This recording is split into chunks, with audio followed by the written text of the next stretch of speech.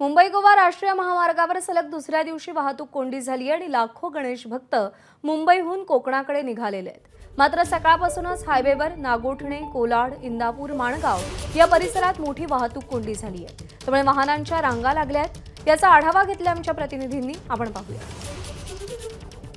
मागील 2 दिवसांपासून मुंबई गोवा राष्ट्रीय महामार्गावर गणेश भक्तांच्या वाहतूक कोंडीला या ठिकाणी मोठ्या पद्धतीचं विघ्न आलेलं पाहायला मिळतंय। मी आहे सध्या मुंबई गोवा राष्ट्रीय महामार्गावर।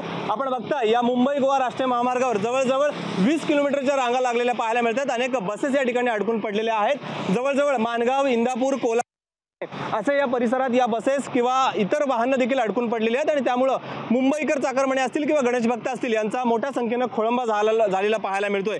एकंदरीत आपण जर या मुंबई गोवा राष्ट्रीय महामार्गाचा विचार केला तर रखडलेला बायपासचा प्रश्न असेल किंवा खड्ड्यांचं साम्राज्य असेल किंवा इतर सर्व्हिस रस्ता असेल, या ठिकाणी मोठमोठे पडलेले खड्डे, या खड्ड्यातनं आता वाहनं या ठिकाणी मार्ग काढताना पाहायला मिळतात आणि त्यामुळे या मुंबईकर चाकरमान्यांचा मोठा खोळंबा झालेला या राष्ट्रीय महामार्गावर पाहायला मिळतो आणि त्यामुळे गणेश भक्तांना मोठ्या अडचणींना या महामार्गावर सामोरं जावं लागतंय।